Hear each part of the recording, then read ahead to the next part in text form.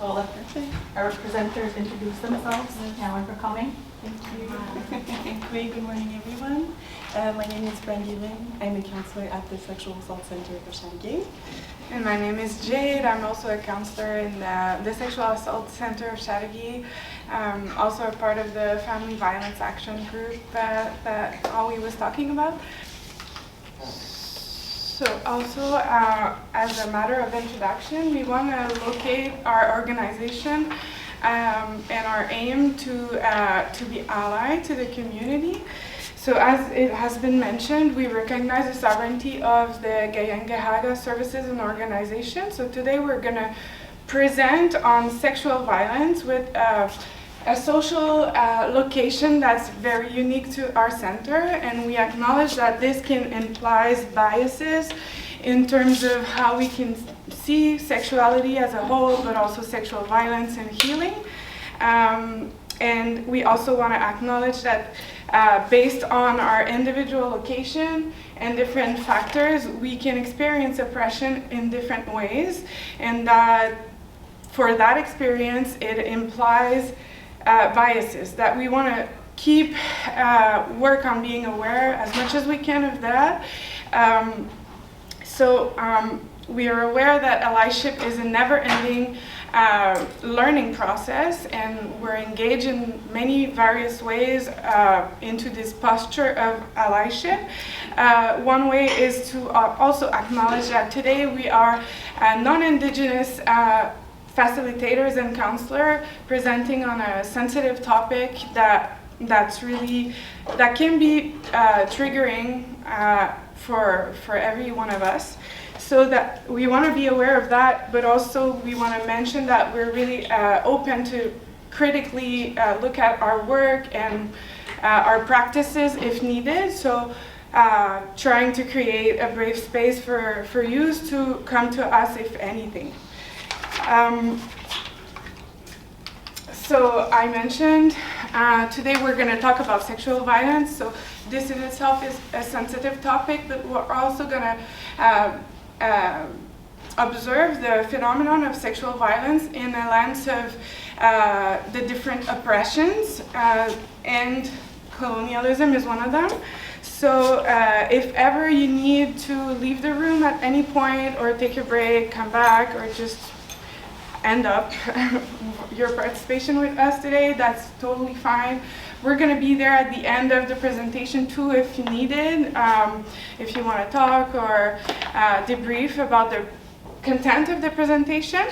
And also we planned on presenting more like a theoretical framework on sexual violence, but we want to encourage you to engage with our content and raise your hands, ask questions, or comment anything you feel pertinent.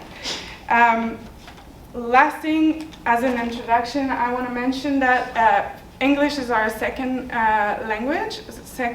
Yeah. So we're gonna be aware and try to bring as much nuance as possible and softness to the presentation. But since it's our second language, I'm going to speak for myself. Sometimes I'm looking for words, and so it's more. It's tougher for me to bring, all the nuance that I would like to convey today. But I hope you're going to feel it with our energy and that it's all going to be good.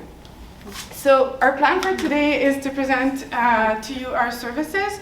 Also, we're going to try to conceptualize what sexual violence is and see a definition that forms the root cause that we work with in our organization.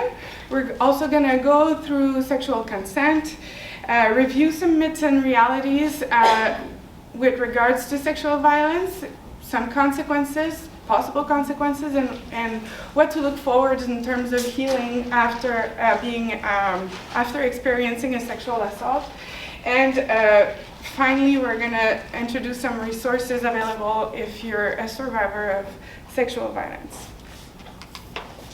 Thank you. So the Sexual Assault Center is an organization, a nonprofit organization that offers services to girls and women who are age of 12 years or older who have been sexually assaulted.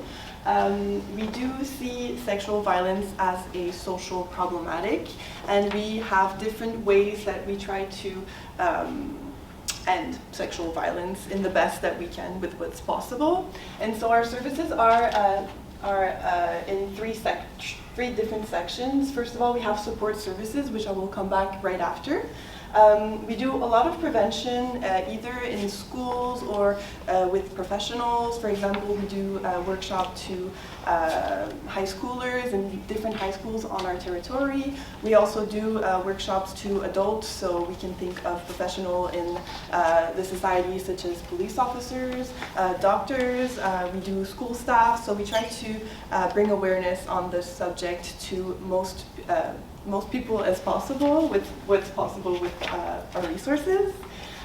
We also do a lot of advocacy, so like Jade mentioned, we are part of the Family Violence Action Group, but we are also part of different other groups or tables to bring up the problematic of sexual violence and speak up about it, because we think it's important to defend people's rights. And so with advocacy, we do a lot of defending people's rights, so people who have been sexually assaulted, whether girls or men or anybody in between that.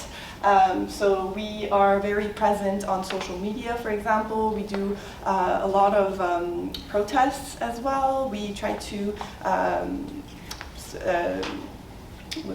commemorate, important days such as the 12 days of action to eliminate violence against women. So all of these things are what we do to advocate for sexual violence. And then when it comes to support services, our goal is to support women the age of 12 years or older who have experienced sexual assault. So we do telephone counseling that is offered to anyone in the society, so not only women and girls. So counselors can call us if they have questions. Men can also call us if they have been through a situation. We can offer services to these people on the phone, and then offer a reference to a place that has more tools to accompany them. And then we do individual counseling. We do support groups as well. We might start a support group with the community in January, so this is very exciting for us. We do judicial accompaniment, so for people who decide to press charges, we can accompany them through all of the phases of the process.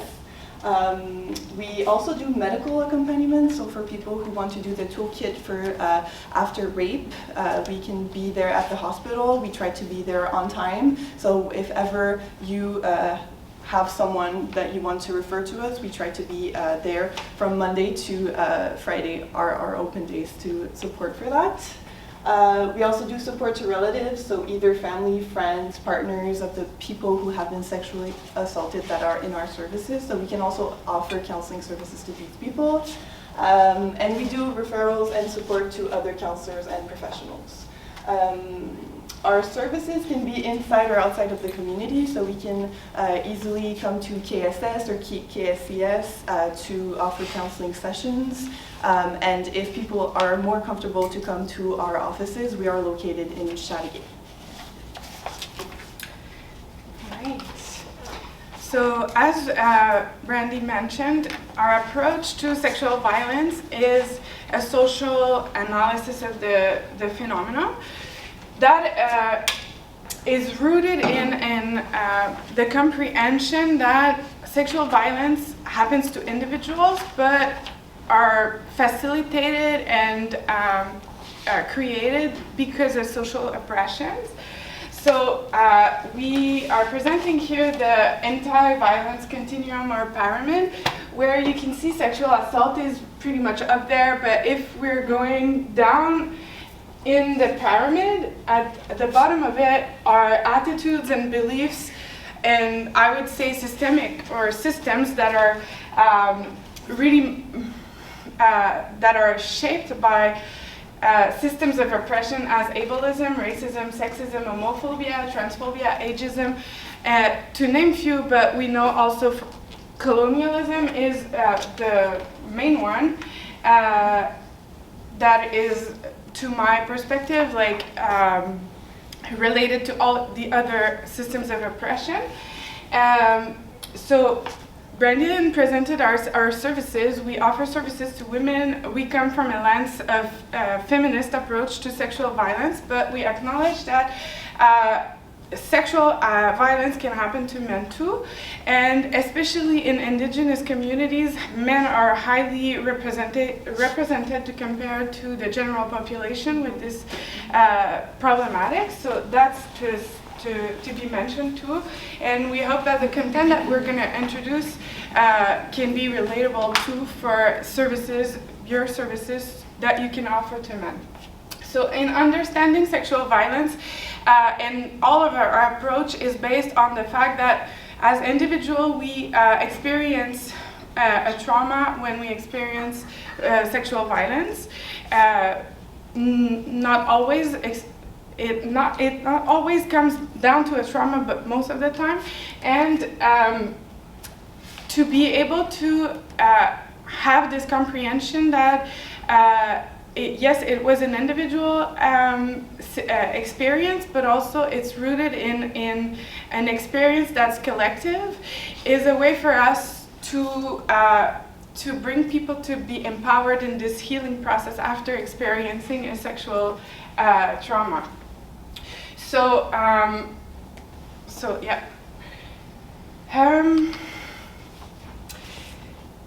So also to state that colonial impacts results in a higher risk of sexual victimization. So we estimate around 5 times more sexual victimizations than for the non-indigenous population, but also creates systemic and historical barriers to report and to get the help needed. So it's important to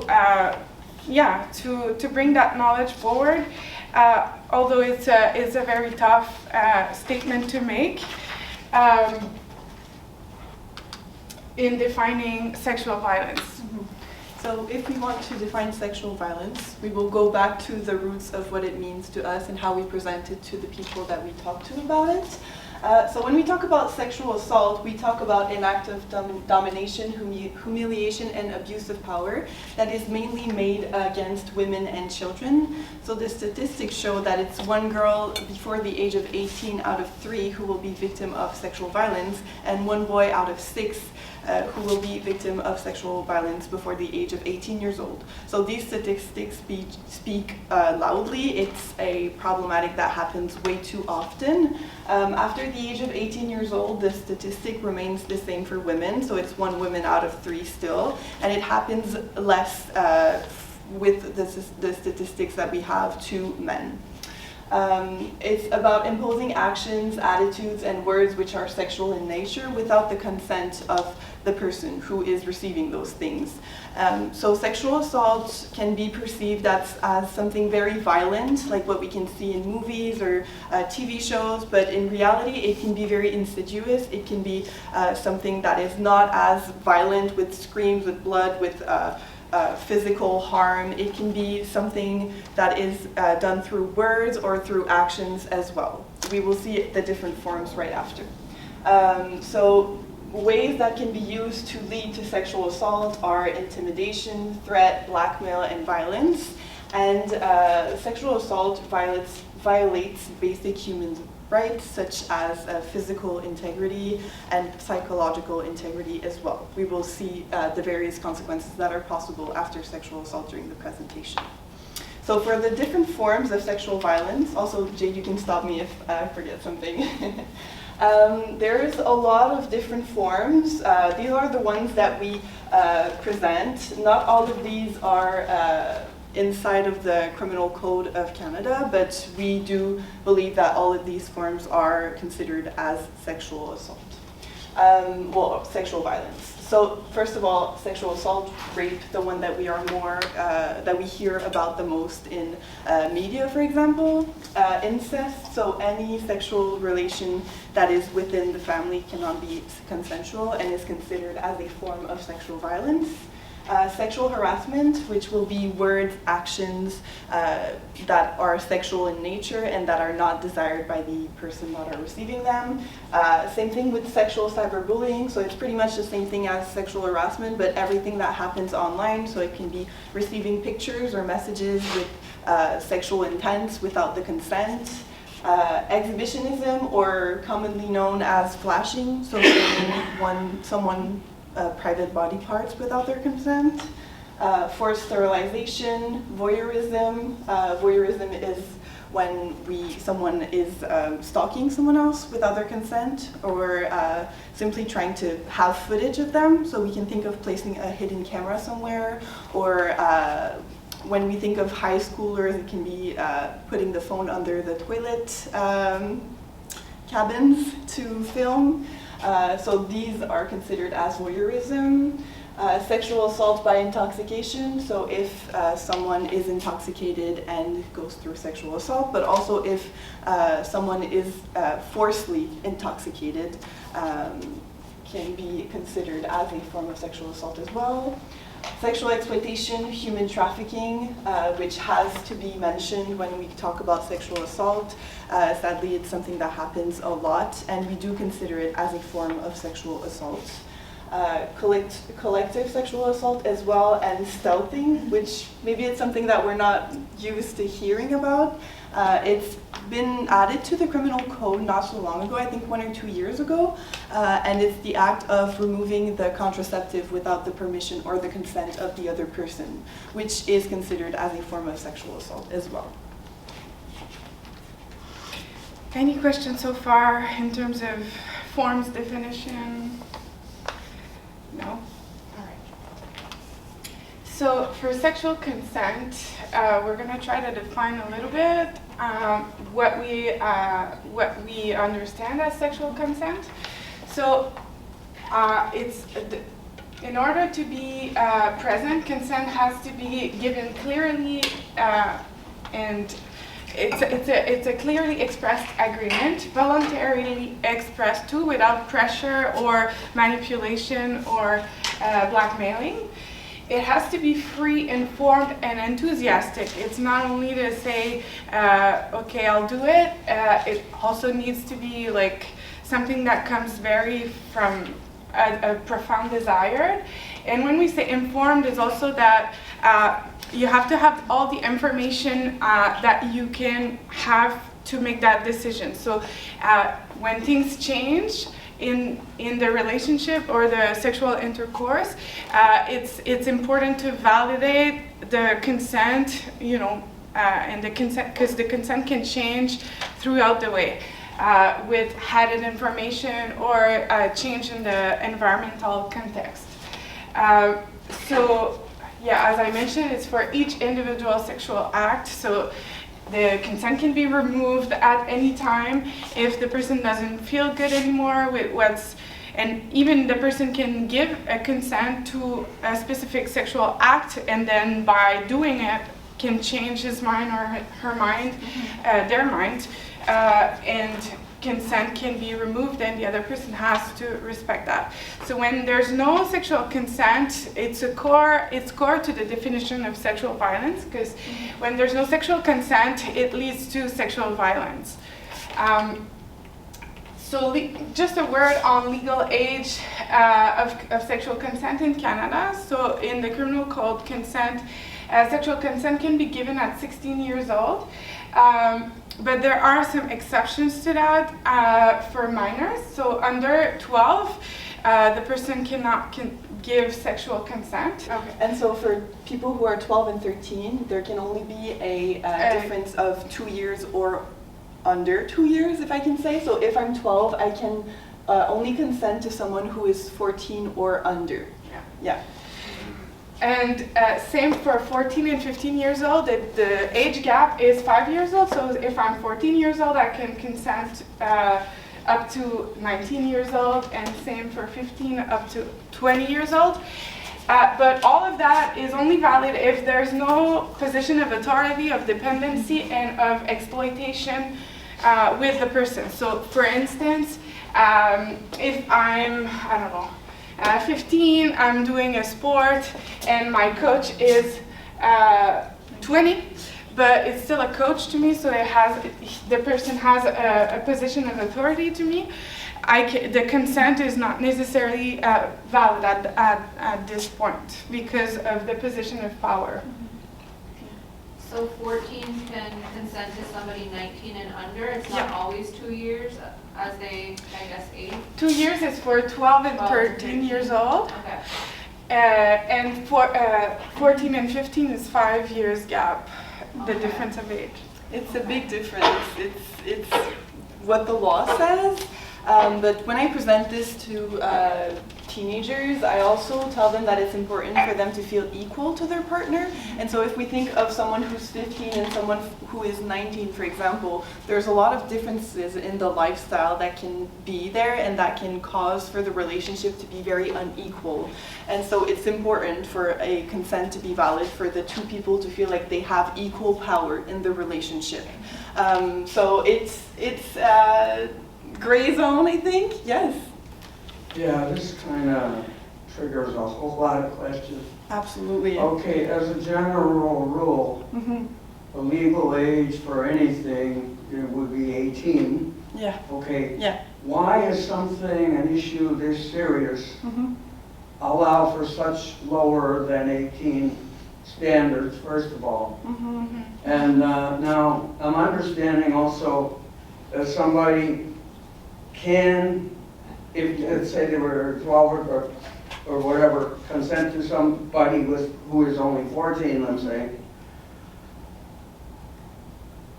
where to me it's very possible that somebody 14 can do as much damage or worse than somebody who's 35. Okay, teenagers can be extremely violent. Yeah. You know, so that to me is just really, it doesn't sit right with me. I mean, and like when you talk about like under 12, what possible activity of a sexual nature could or should a 12-year-old be able to consent to? Well, under 12, the law doesn't acknowledge that the person is able to give consent, sexual consent in that matter. Yeah, but also I think those are guidelines, like law guidelines, to be able to interpret when there's a situation of sexual violence. Because it also acknowledges that teenagers have the capacity to give their sexual consent to some sexual acts, right? So, but also wants to nuance the fact that some of the relationships that they can be in can be embedded in different positions of powers and violence. I don't know if you want to add up to that, but well, I would also say that we do share the same concerns as you do. I think it can be concerning to see someone who's 16 years old able to date someone who's of any age, but like she said, those are guidelines. The exception I didn't mention though is up to 18, those exceptions of position of authority, dependency, exploitation, and position of trust are applied to also 16 and over to up to 18. So as when you're minor, you cannot be in a sexual relationship with someone in those positions, authority, dependency, exploitation, and position of trust. Yeah, sorry, I interrupted, but I forgot to mention that yeah, this exception stands still for 16 to 18. Well, I don't see necessarily any 14-year-old having any kind of authority whatsoever. But I can very, very immediately imagine a situation where a couple of 14 and a 13-year-old are in some kind of quote-unquote relationship. And then next thing you know, you have a 13-year-old girl who's impregnated. Okay, that is, I can't accept that. And is the law about to change, or are they about to get more common sense with that? Or? What's hard with the law is that something that's immoral or like a perception of values is not always criminal. So that are guidelines for criminal interpretation of situations. we don't have to be to agree with this. We don't have to necessarily. We can be critical to that, but yeah. Sometimes when we come to a situation of sexual violence, because we talk about that topic, but it can be also extended to other forms of violence, we can have our own perception and relationship to what's experienced there. And again, for us, it can be unacceptable, immoral, not standing with our values, but that doesn't mean that it's criminal. That can be penalized through law.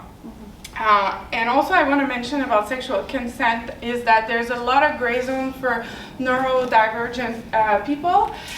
There's nothing in the law that necessarily talk about sexual consent, for instance, intellectual disabled people, except for one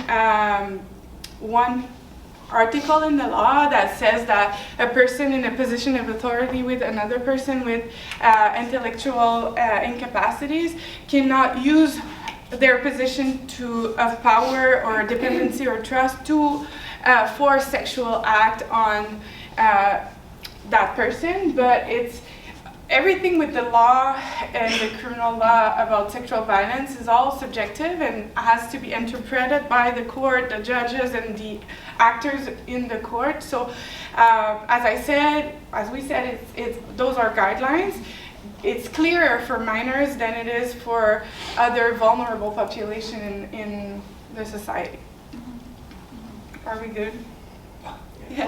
Well, I would also add that even if there's guidelines, there's still a possibility that a 14-year-old gets assaulted by a 15-year-old, and it doesn't mean that if the age is okay, that it's not considered as sexual violence. Yeah. So the age is only there for consensual relationships, but when it comes to a situation where the consent is not respected, then it's still considered as a form of sexual violence, of course. Yeah, it's more based on an evaluation of people's capacity to give sexual consent with regards to their psychosocial sexual development, if I can say. So examples of verbals and nonverbals, ways to communicate consent. So, verbal ways to give consent. I am sure. Don't stop, I want more, I want to do this, I still want to, that feels good, yes, I want to do this thing right now. Nonverbal, because it's really important that, because a person doesn't say no, it doesn't mean the person says yes, so it's really important to really be aware of consent. It's a shared responsibility in a way, to be able to. And the responsibility is also to the person that wants to commit into a sexual act to validate, is it okay if I do this? Not only based on verbal words. It's also a root of guilt and shame. We're going to see it in consequences later. And a root of a lot of questions for survivors after it. Was I clear enough? Did I give my consent? Should I have done things differently in terms of like pushing back or saying no more loudly or whatever? So it's important to also consider nonverbal's reaction. So to give consent, it can be direct eyes contact, pulling someone closer, nodding yes, comfortable being naked, relaxed facial expressions, turning towards someone, and a satisfied or enthusiastic moan. Obviously, it's not an exhaustive list. There can be other ways to give or not give consent, but those are examples.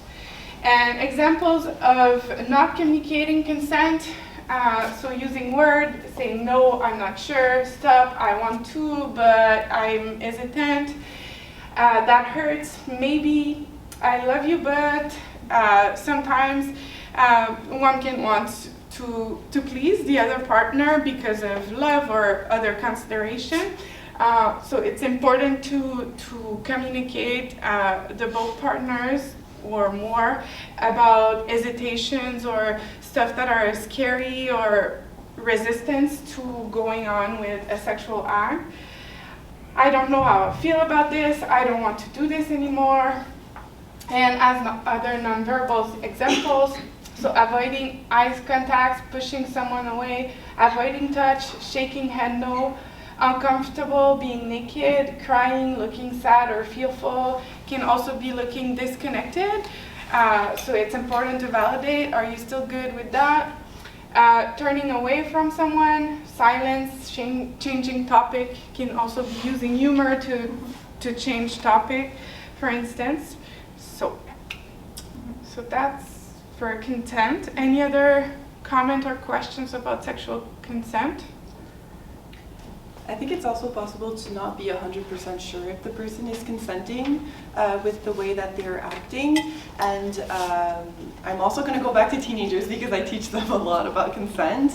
But what I tell them is that they don't necessarily have to be like, are you consenting to this? It can be simple questions to make sure that the person feels reassured, feels respected, feels heard, such as, are you okay? Are you enjoying this? Do you want to keep going? So questions like this can make sure that the consent is there, but also that the other person feels respected, seen, and valued. We're gonna, yes? Just one more comment. Of course. Kind of goes back to the age thing with adolescents. That's a whole lot of communication skills you laid out there. Their communication skills are not necessarily equivalent to an adult, not by a long shot. For sure. You know, so there's a lot of chance for, and they're easily swayed by peer pressure or peer pressure with another intimate person and all that. So this is all the more reason why, you know, I would suggest that, you know, age limits have to be raised at least with the law, you know, because, you know, you can talk about people who are, you know, have mental health issues or stuff like that, like you mentioned before, but, you know, the average teenager, you know, should they be considered legally capable of giving consent? You know, it's a very nebulous question. Yeah.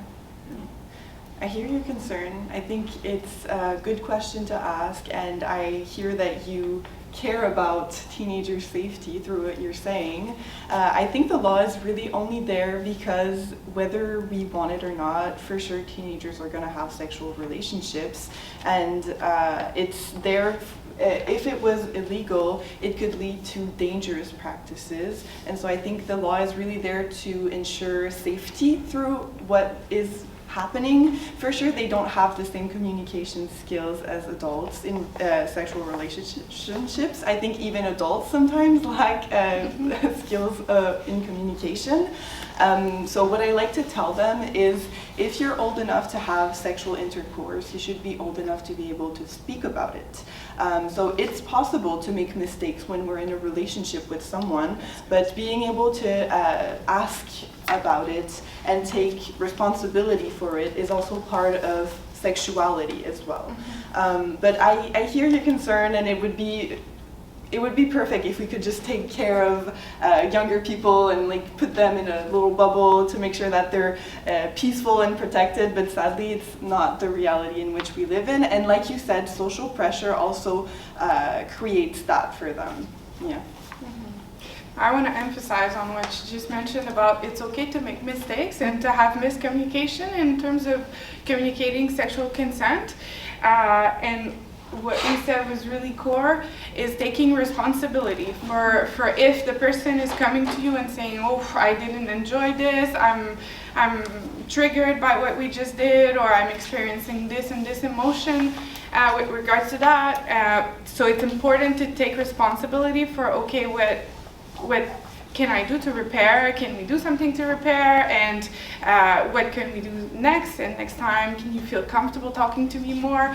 And it speaks about also safety in relationships and intimacy and vulnerability. And I think teenagers as adults can make mistakes, and that's how we learn. So that's important to have this space to do so. And lastly, I want to mention that we talk about sexual consent in the law through the lens of understanding sexual violence, but the capacity to sexually consent is not necessarily only narrowed to sexual violence. It's also based, as I mentioned earlier, on some criteria of understanding and psychosocial affective development. So it's to take a person and say, okay, if the person has the full information and is in a safe relationship with no obvious issues of power, is the person able to really understand what sexuality stands for and what it entails? And teenagers at some points are having their sexual development through the teen experience, and it's important for I think to acknowledge that they can have their own agency, sexual agency in that experience. So yeah, that's what I would add. So the next part of the presentation is going to be on myths and realities.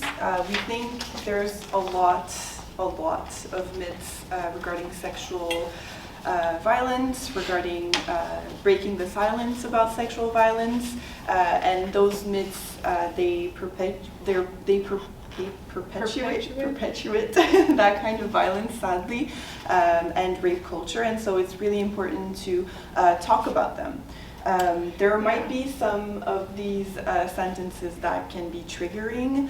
We will make sure that we deconstruct them and explain to you why we wrote them. It's mostly it's mostly prejudices that the society can have towards people who are sexually assaulted, and what keeps them in feelings of shame, fear, and keeps them silenced, or that can even make them think that it was their fault.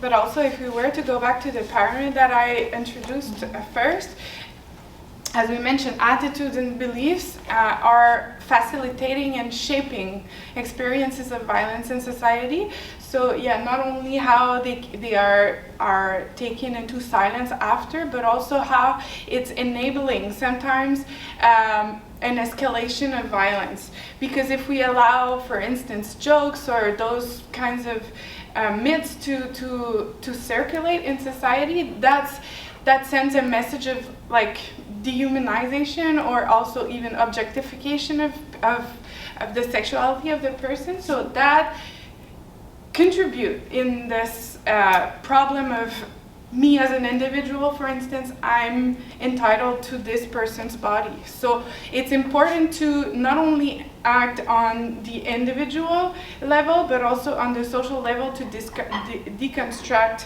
how those beliefs can contribute in a bigger, broader problem.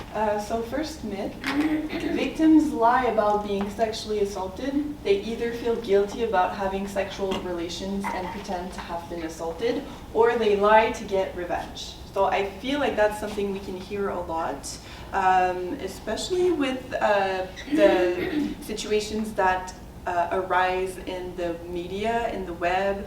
They're usually very sensational situations. It's usually people with big names that are the aggressors in certain situations. And so it's easy to have these kinds of beliefs when there's so few situations that are medialized. So the reality is that victims of sexual assault do not lie more than victims of any other crimes. Because it is difficult to talk about sexual assaults, many are never reported to the police. The statistics show that it's only 5% of victims of sexual assault who report their situation to the police, because of how scary it can be, because of how big the judicial process can be, and because of the way it works in Canada, where the judge has to be 100% sure that it happened, and so it's the voice of the victim versus the voice of the aggressor. So it can be very difficult to prove that it happened, and people jump to conclusions easily when the aggressor is charged not guilty, because in reality it's just because there was a lack of proof to say that he was or they were guilty. Yeah, and we talk about it in the judicial context, but Yeah. it's also true in the social context where targeting someone as lying about an experience of violence is a strategy to tame them into silence also, and to de-responsibilize the person, the perpetrator. And we're going to talk about it later, but the judicial process, we introduced it here, and we're going to talk about the consequences and healing path after, but it's not always necessary to press charge. It's not, even if it's criminal, and we're going to go deeper into that later, but it's not always something that we have to go forward with, even if sexual violence is criminal. I would also add that it can take, in general, up to 5 years for someone to talk about a situation of sexual assault for the first time. So that's kind of not a statistic, but it's an average, I'm sorry. So some people are going to talk about it right after it happens, and some people are going to spend their whole life with that secret without talking to anyone about it. And so being received that way, where you talk about your story and someone's like, well, you're lying, or you're just trying to get revenge because you feel guilty, it can, like Jade said, keep the person in silence, and it really creates that, I could say, fear of speaking up about sexual violence. I have a question. Yes. Do you ever come across people who file civil suits rather than criminal suits? We do not. I think it's possible to do that, It's but less common. it's really less common because as soon as you go to the police station, it's taken by the crown because it's a criminal offense. But I think in some ways after a criminal... Well, the thing with the civil is, I think it's pretty recent that there's no delay of pressing charge, but before, I don't want to be mistaken, but I think it was like 5 years or so. I don't want to say something wrong, but there was a specific time where you could go to civil and press charge. I think it changed lately, and now there's no time limit to go and press a civil charge. We did facilitate or accompanied some of the women, but it's not the most common way of going with this. What we see in civil processes is more, because at the end of it is to ask for money for the damages of the crime. There is also this possibility in the criminal system too, at a certain point, to ask for some compensation for instance, if the person had to spend money in their healing. That's also a possibility, but it's two different systems with two different base also. As for the criminal system is, as she mentioned, the system is based on the judge being 100% sure it happened. A reasonable doubt can make the person acquitted. As for the civil law, it's 50-50. So there's not as much as a burden to prove what happened and what not. It's more the judge has to believe, your story to go with your request, if I can say. The reason I'm asking is because we hear, like, if they do take it to court, more than likely nothing happens from it. So Yeah. it's very common to not getting any kind of charges. I think there was a popular case of a lot of survivors from Roson. Roson was in civil, right? Gilles Roson in Quebec, I don't know if you heard of that story. He's the head of Juste pour Rire, Just for Laugh, the institution of comedy. And I think his survivors went together into a civil court, and I think it was dropped too, right? I'm not sure.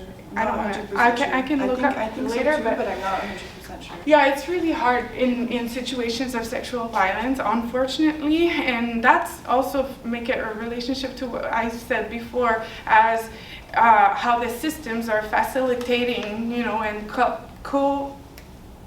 collaborating to creating this social problematic, because that's not a process it's more re-victimizing than another thing, you know, to go through a judicial process for the most people that are facing that. And I don't think it's better in the civil court, even though we don't have a big stample to base on, but does that answer? Next myth, only easy girls get sexually assaulted.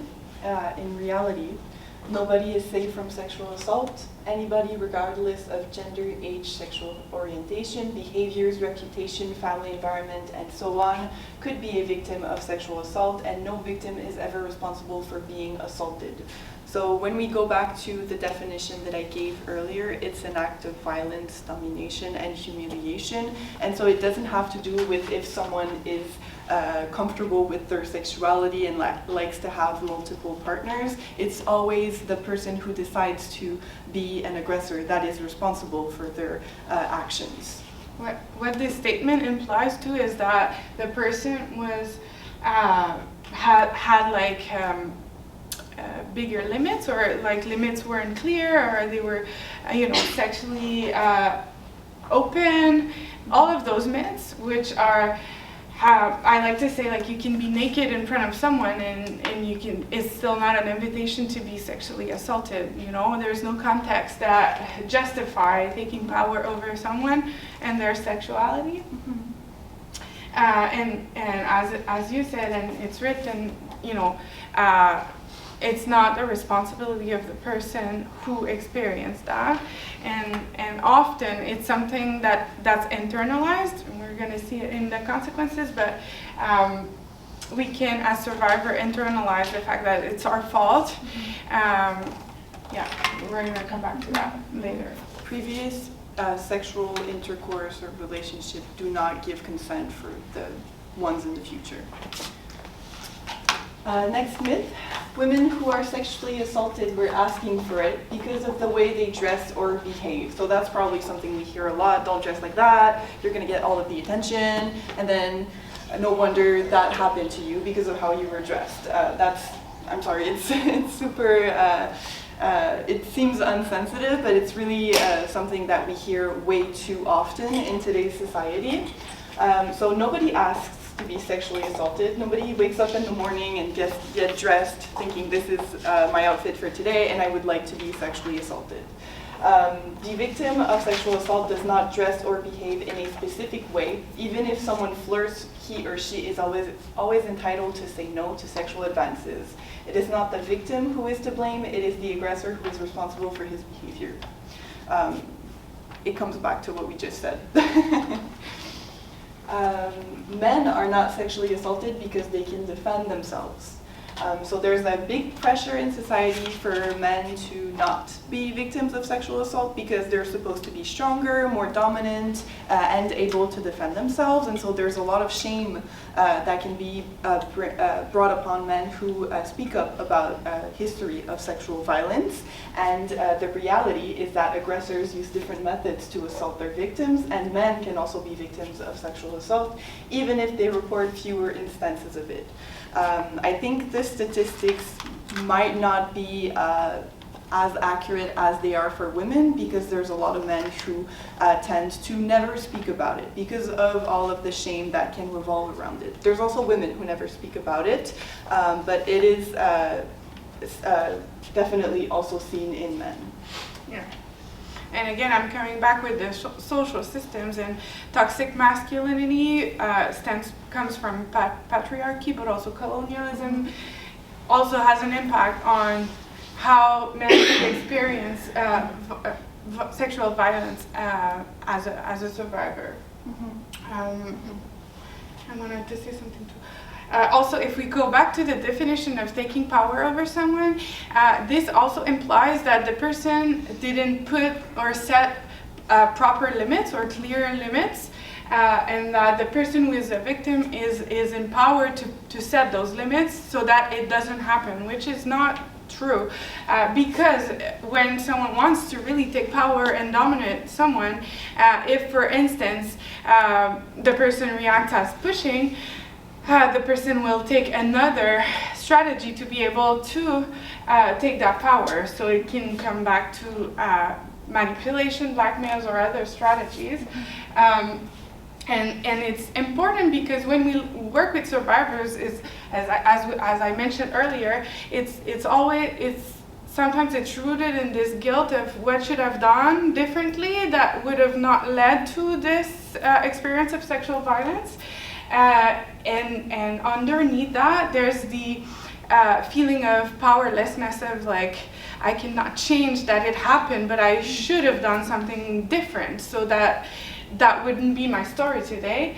The hard part of it is to accept that we cannot change that this happened. And that's also part of healing that we're gonna come to later. Yes, absolutely. If the sexual violence had really happened, the person would be able to easily remember all the facts in the correct order.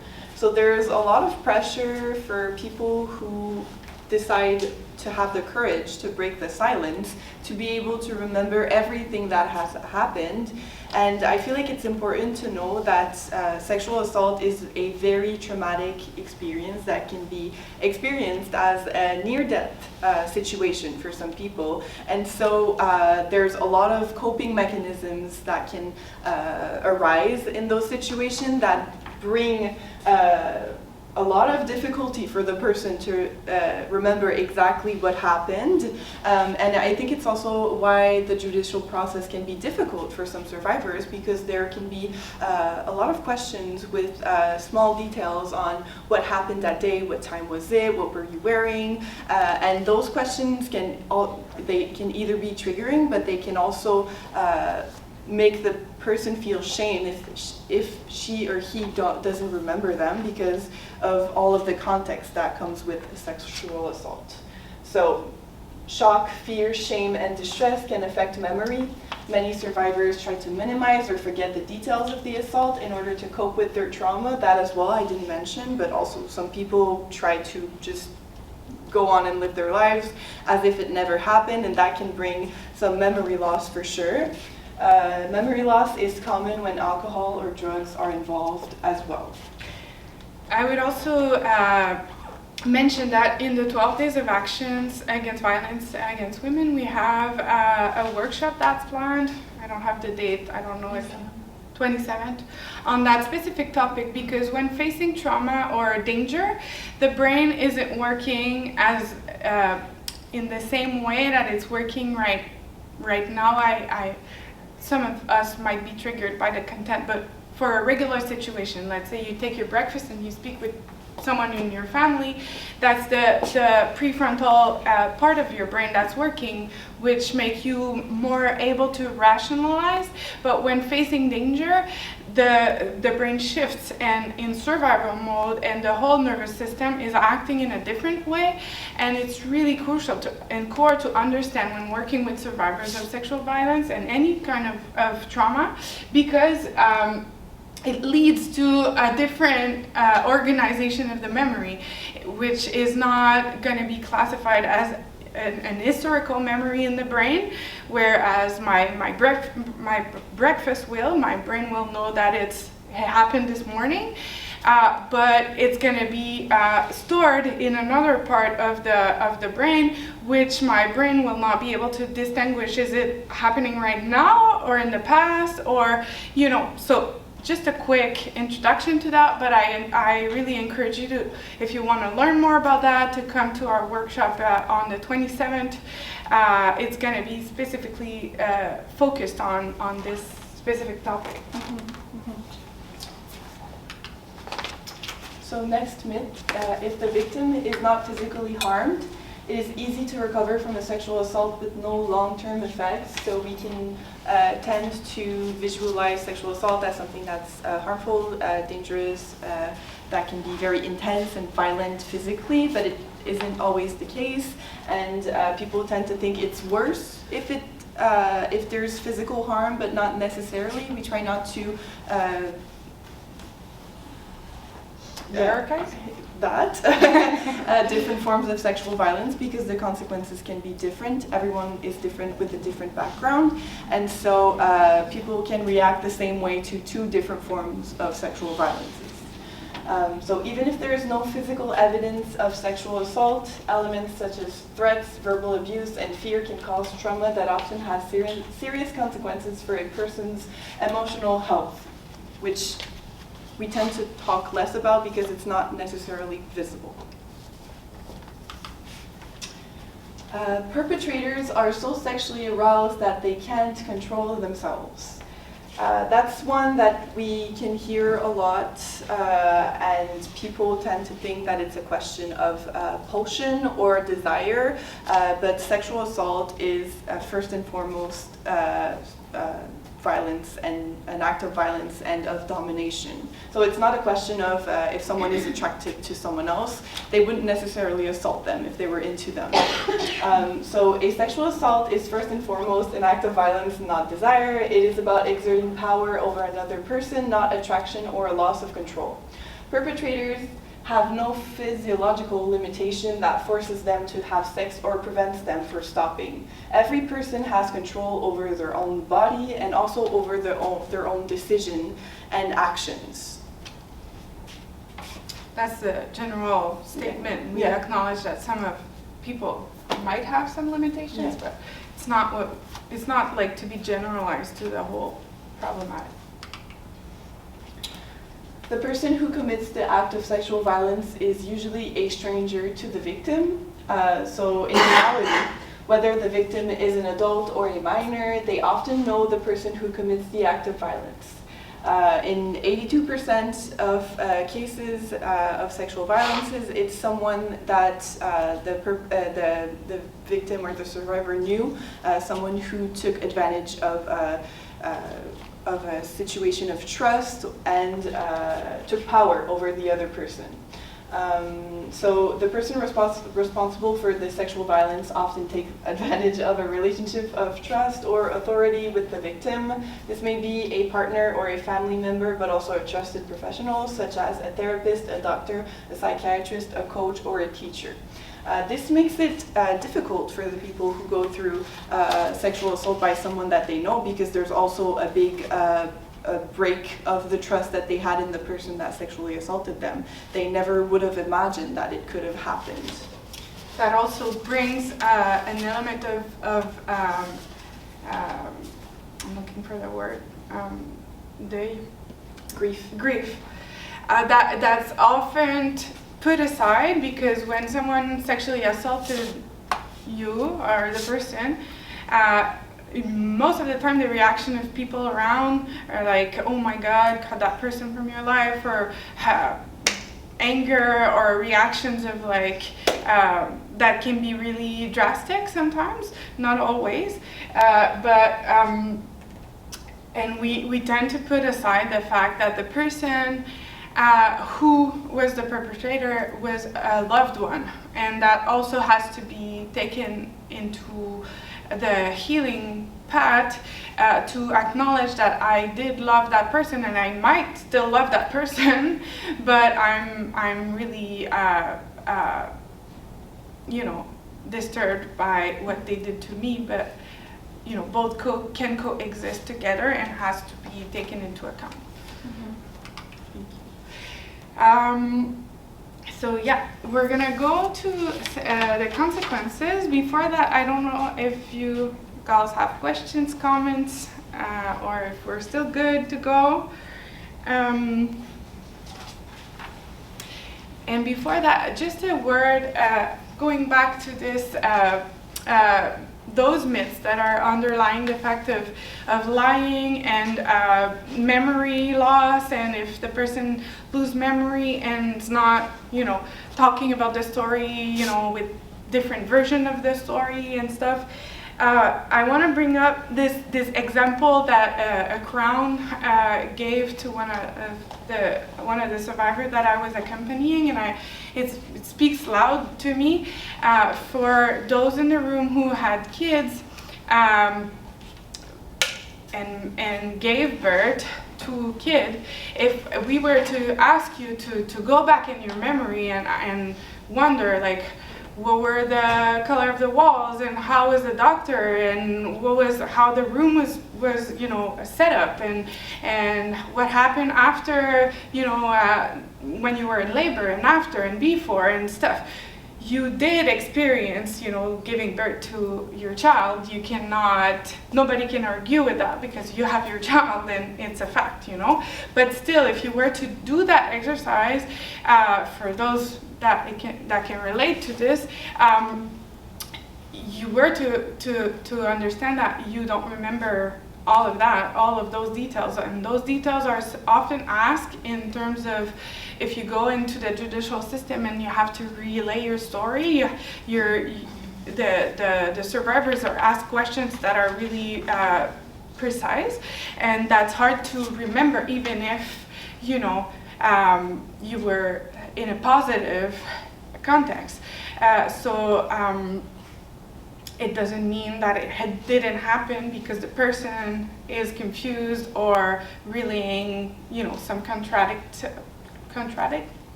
Sorry. Okay, so we're good with that. We're gonna go with the consequences of sexual violence. First, we want to say, she already mentioned that there's no hierarchy of the consequences. We're gonna present a list because sexual violence can have consequences on all the spheres of the person's life. It's not an exhaustive list. There are other consequences possible, and it's not to say that all the victims will experience all of those consequences, obviously, because there are many. And also, we want to mention that it's not something that's linear. After experiencing a sexual assault, you can experience consequences that are happening after or later in life, and you can heal from some of the consequences at a certain time in your life, and then experiencing something else in your life later that's going to bring back those memories and consequences. So it's not an indicator that the person is stepping back in their healing process. It's normal, and we want to just normalize that. So every sexual assault survivor reacts in a unique way, and the healing process is different for each person. Survivor may suffer from physical and emotional trauma. Some emotions or reaction emerge immediately after the assault, while other can appear later, as I said. And indeed, some reactions may occur days, months, and even years after the assault. Some of the consequences that the person thought they healed can come back to, and again, it's not a sign that the person is, going forward in their healing process. It's something that we can think of on a spectrum, a circle more than a linear way of going. And I also want to mention a word on coping mechanism. It's sometimes intertwined with consequences, but after experiencing sexual trauma, survivors will put in place different kind of conscious and unconscious coping mechanism, and sometimes rooted in those mechanisms are sometimes shame, sometimes guilt, confusion. Why am I doing this? And I want to just mention that it's important to honor those coping mechanisms because they are survival mechanisms. So if they weren't put in place, even though they might be judged as toxic by whomever wants to judge, they still allowed the person to go through and to be alive today in front of us after experiencing some very difficult experience. And so by saying that, we also want to give the power to the survivors to decide to first and foremost put into consciousness that they they experience consequences, but also they put in place coping mechanism, and just to bring it into awareness also brings the possibility to dissociate their identity from the consequences and also the coping mechanism, because they are not only survivors of a form of violence, but also it gives them the power to choose if they are still wanting to, for instance, cope in that way. So let's say, but we're going to see it more in depth with the consequences, and I'm going to give more examples of that, but that's really important to bring that to light too, because sexual violence is very, very much intimate with shame and guilt, and it's not only rooted in the event in itself, but also, in all the paths, during and after. So that's really important when we can, and especially if you're a counselor, when we can alleviate that shame and guilt and bring some insight of empowerment where we can in this healing path. So, sexual violence can bring psychological consequences such as mental health issues like anxiety, depression, suicidal thoughts, etc. Fears, insecurities, hypervigilance, phobias, flashbacks, nightmare, post-traumatic stress disorders, or PTSD symptoms, forgetfulness, memory problems, denial, low self-esteem, low self-confidence, grief, loss, academic difficulties, concentration problems, shame and guilt, as I mentioned, dissociation, emotions, different kinds of emotions, well, all the emotions on the spectrum, but fear, anger, sadness, disgust, etc. I'm gonna go through the list pretty much quick because of the time, but if I go too quick, just interrupt. Cognitive consequences, so negative perception of sexuality, altered self-concept, or altered perception of one's identity, emotional capacity, and altered also self-concept of emotional capacity. Intrusive thoughts, feelings of self-hatred, feeling different from the other person. And that, a social approach to sexual violence can help in many ways with the consequences. One of them is also knowing that I'm not alone with what I've experienced, but also I'm not alone with the consequence that I have, and I'm not different. It's normal to go through those kinds of consequences. Not all of them, as I said. Presenting it as a list makes it heavy. It's a lot of consequences at a time, but physical and sexual consequences, so STIs, unwanted pregnancies, sexual dysfunction, gynecological problems, substance use as drugs and alcohol, eating disorders, headache, dizziness, sleep disturbance, somatization, chronic pain, feeling dirty, discomfort during this sexual activity, low sexual satisfaction and self-esteem, sexual avoidance, sexual compulsiveness, negative body image, hypersexualization.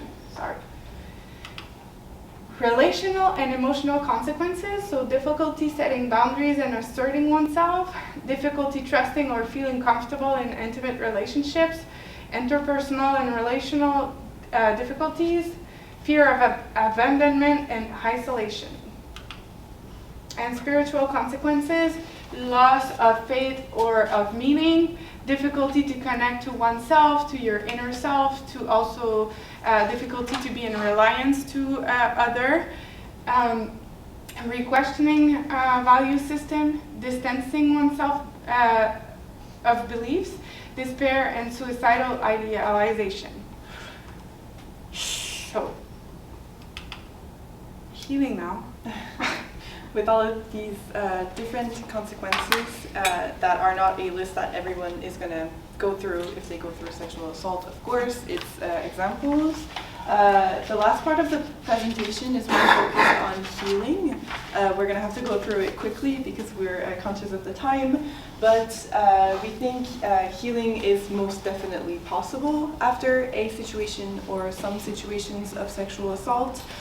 Healing, as we know, is not something that is linear, and it's something that is going to be different for each survivor's path or journey. It can be unpredictable and it can be difficult, but it can also be very groundbreaking and life-changing for everyone. It can take time. It's not necessarily something that we can put our finger on and explain to you how exactly it's going to go step by step, because it's really different for everyone. But we added here some ways that we think are definitely helpful for someone's healing process. So for example, breaking the silence, not staying along with this kind of secret or this kind of weight on your shoulders is definitely something that can help, and it can be done through safe spaces such as support groups or community, connection in community. It can be connection with your own self, connection with your family. It can be connection with a group of people who have been through the same thing that can allow to break the silence in a safe way, a safe space. It can be connecting with your origins, your culture, things that make you feel like yourself. So it's all about recentering all of your energy towards yourself and your needs and what makes you feel good. It's important to respect your rhythm also. So the person who is in a healing process cannot rush it. It's not something that you can be proactive in, or that you can be a perfectionist in, because it has to be with your rhythm. It has to respect your rhythm, and it's easy to want to heal super quickly, but it does take time.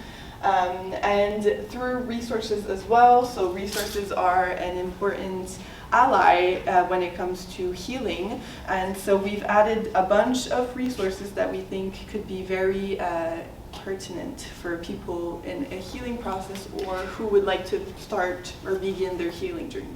But before that, I just want to insist on the notion of healing path or healing journey shouldn't be performative. We have a lot of social messages in that direction, that, you know, you must heal should look like this. What's at the end of the healing path is like, you should be happy, you should, you know, there are a lot of prescriptive messages that we hear about healing, and we want to just put the focus on the fact healing, again, is more on a spectrum, on a circle, pretty much more than a linear line, because we can heal at one time in our life for one component of our life. We can heal it once, twice. We can revisit some healing that we did, and so yeah, we just want to bring some fluidity in terms of how we conceptualize healing, because we don't want to put pressure on survivors to heal as an ultimate destination, you know. And also bring to consciousness that, again, as I said earlier, one can have experienced sexual assault, but it doesn't define who they are, you know, in their whole. That's also important when we talk about healing, because it's important to deconstruct. Sometimes, you know, we're attached to what we used to be. Sometimes it's possible for survivors to have a reference of before the assault. Sometimes it's not, but it's important to accept that, you know, when the survivor is on a healing path, to accept that now the reality is composed of that experience in one's bag, if I can say.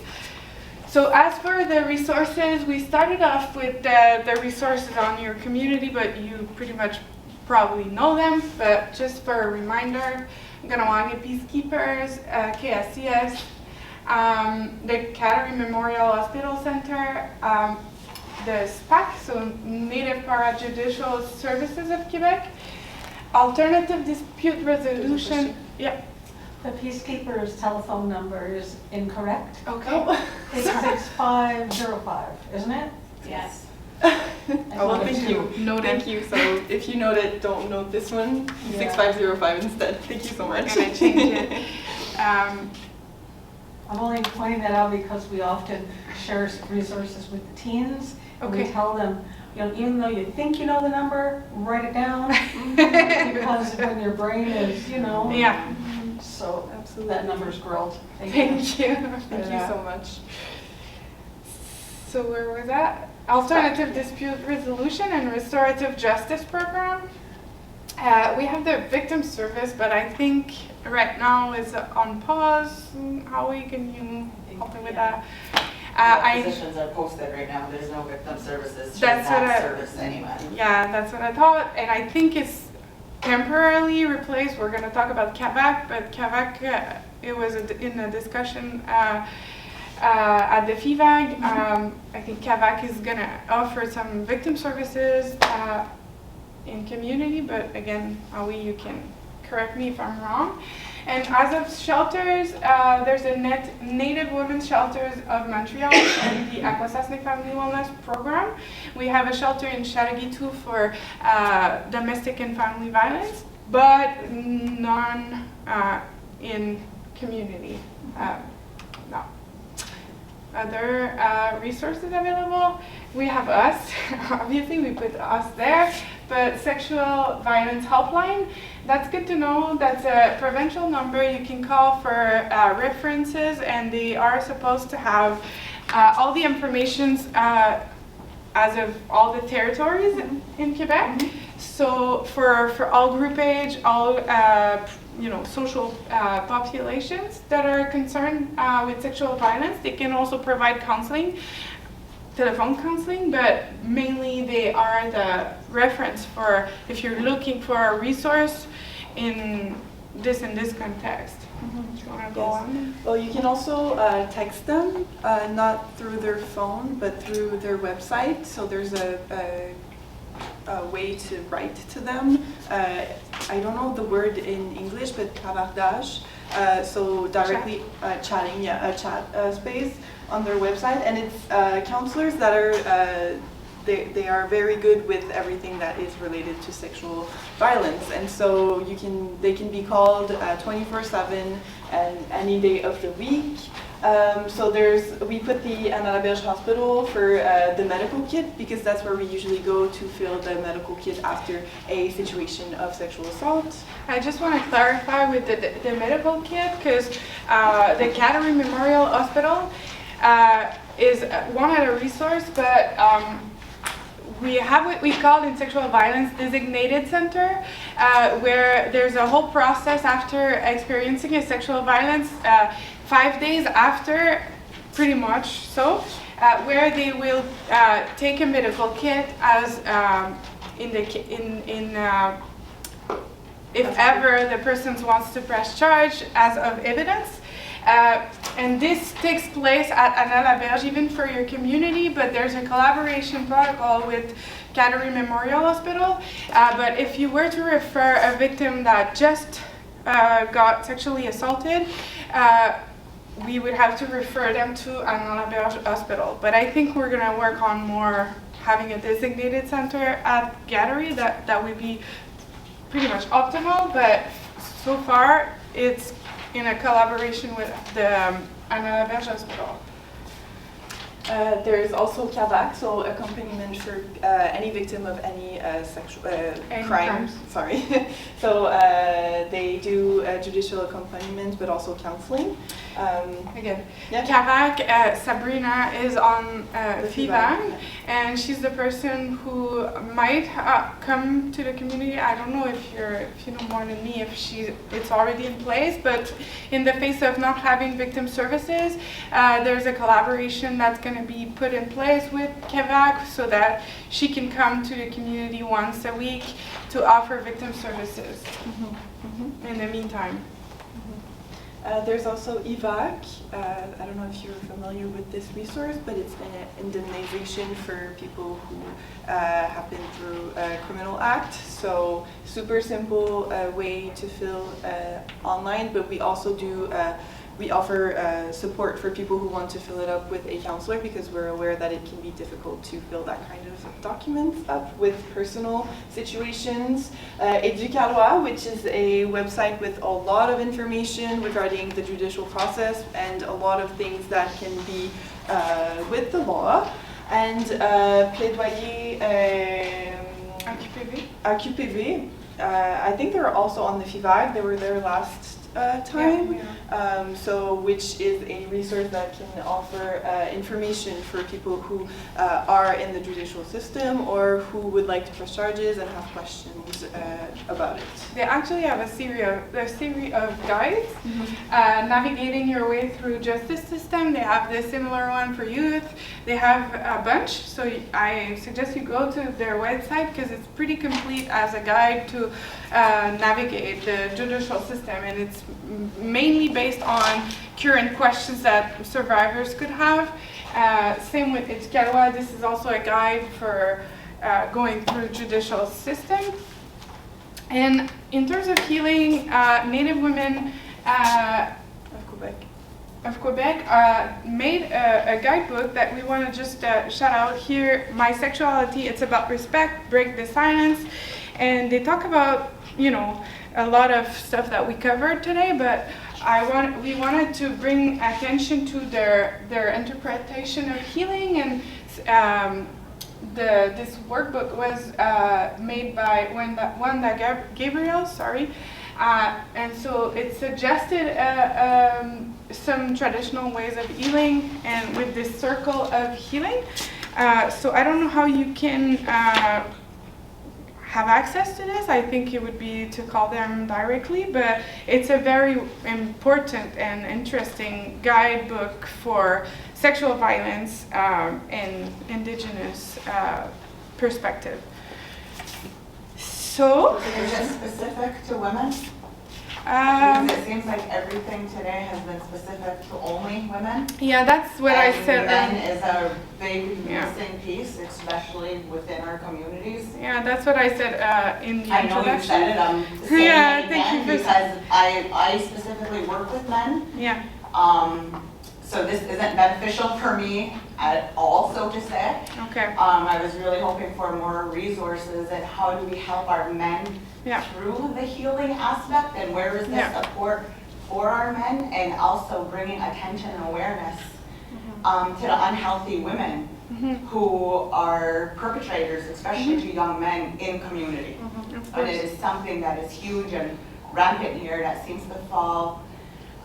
Everyone turns a blind eye to it because no one wants to bring the attention.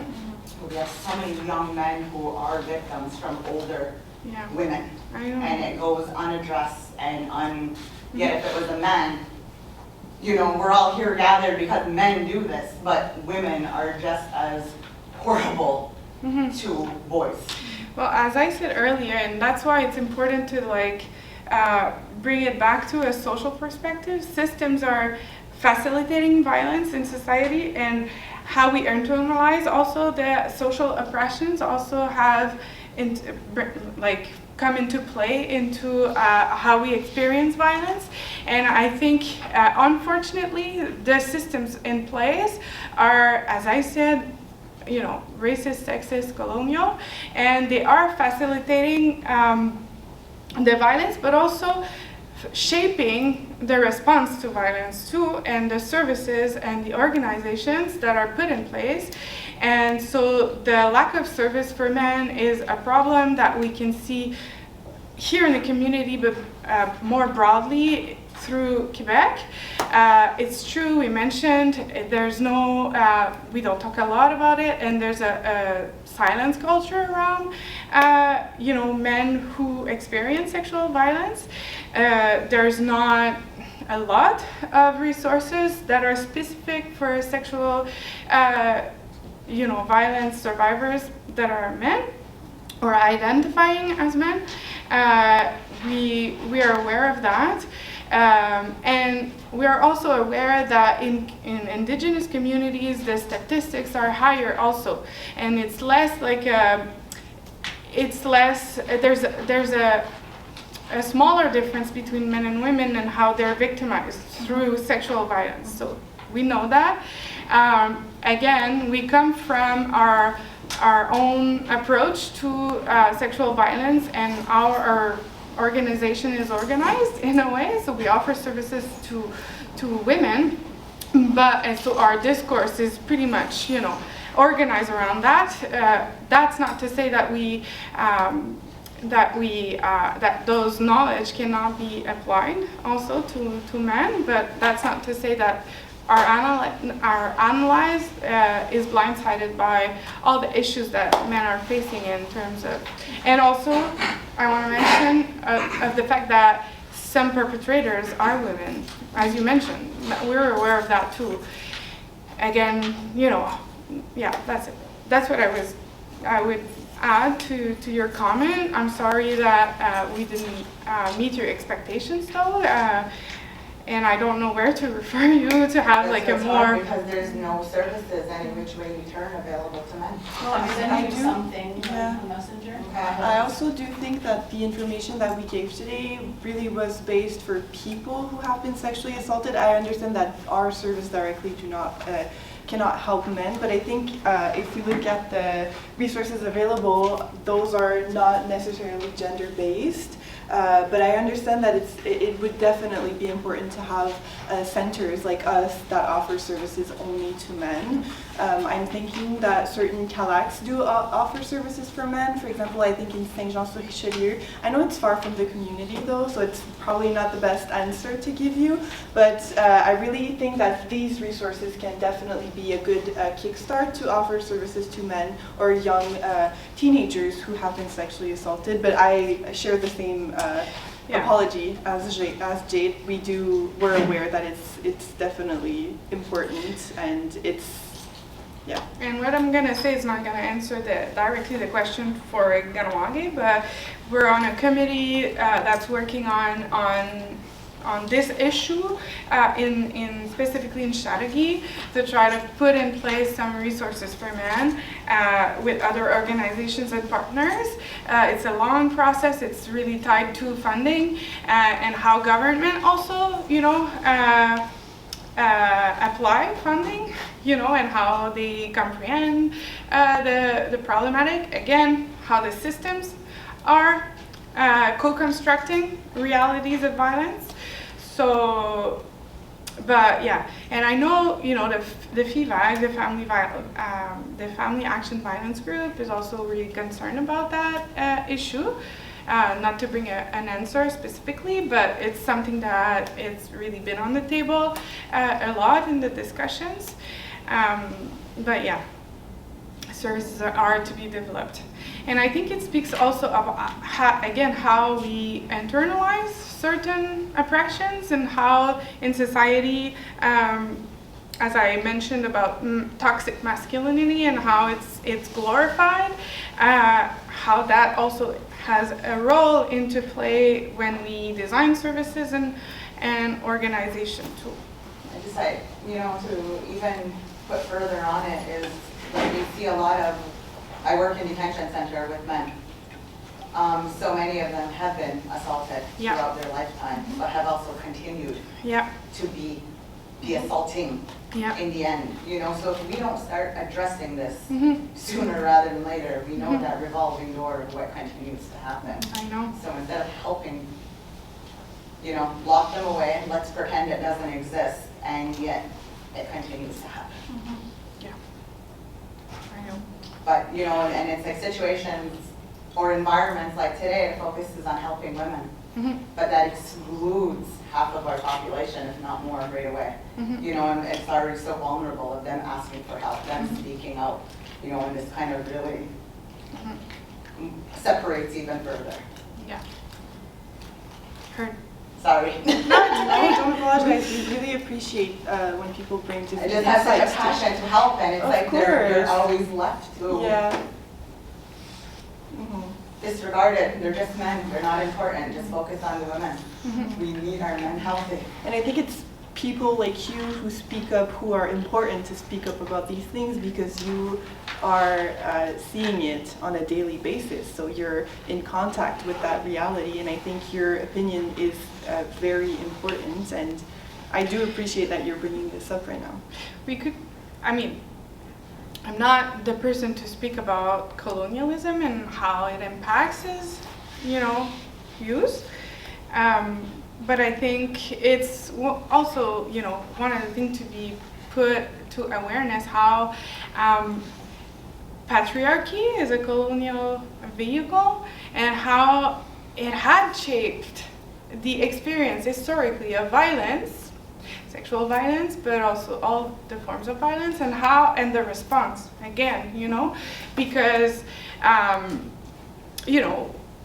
I think colonialism lives within every one of us, in a different way, and that's, that's how our systems are made, and that's how they live still today. So I think, as I said, we can think about funding, but also how services are organized in that lens too, So it's a colonial lens, I know that. And it's as though like colonialism is a tool, is a result, is a consequence, is, it's all intertwined in how we can see existing services and the situation of sexual violence in general today in our current context. That's what I would say.